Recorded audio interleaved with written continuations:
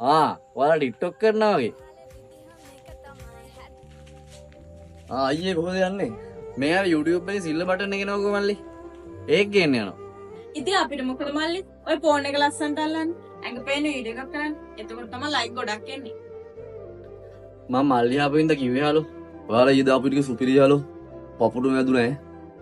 උඹලට වෙන එවුන්ගේ වීඩියෝ කියන්න පුළුවන්. ගෙදරින් එකේ වීඩියෝ එකක් ලස්සනයි කියලා තියෙනවා ජීවිතේට.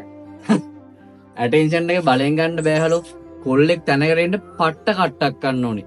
කෙල්ලෙක් ළඟ පෙන්නුවේ ගම දවසයි දෙකයි ෆේමස්. ඔව් අයියේ. මේක දාන වීඩියෝ මට බාන්න ලැජ්ජ. බලන්න ලැජ්ජා නෝ බාග බලන්න.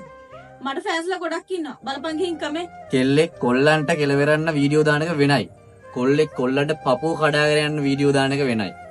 අනේ මේ තව මුකුත් නැද්ද කියන්නේ? තම්සලාට ඊසියාව. මෙවුව මේ ඉරිසියාවට කියන කතා නෙමෙයි. කවදාද වඩ ළමෙක් ඉන්න කාලයකට ළමයා ඉස්කෝලේ ගිහලා ගෙදර ආවම කියයි අම්මේ මට මගේ යාළුවාගේ ඉස්සර ටික්ටොක් පෙන්න විහිළු කරා අරහෙ පේනවා මෙහෙ පේනවා කියලා. එතකොට ඉතින් මට නෙමෙයි ලැජ්ජාව. ඔයාටමයි. ඔච්චර කිව්වත් තරන්නේ නැහැ මෝඩ කෙල්ලෝ. සමාජයට වැදගත් දෙයක් කරන්න. ඔයා කරන වීඩියෝ එක views මිලියන ගණක් ගියත් වැඩක් නැහැ. ඔය හරින වලත් එක අතර සතුටක් වෙලා. ඔයා කරන වීඩියෝ එක views 100ක් ගියත් ඔයා කරන්නේ ක්‍රියේටිව් සුපිරි වීඩියෝ එකක් නම් කවුරු හරි වැටලා ඉන්න මිනිස්සෙක් ගොඩ එනවනම් අන්න එදාට ඔයා සුපිරි. අවංකයෙන් මමත් රෙස්පෙක්ට්.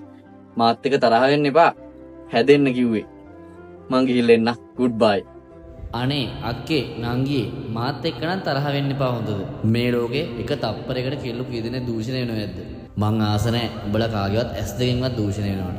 ඔයාගේ ලිස්ට් එකෙත් ඇති තාම මේ ගැන තේරුමක් නැති ගෑල් ළමයි. අන්න එයාලට පේන්න මේ වීඩියෝ එක අනිවාර්යෙන් ෂෙයා කරන්න. උන්නුත් දවසක අම්මලා වෙනවනේ.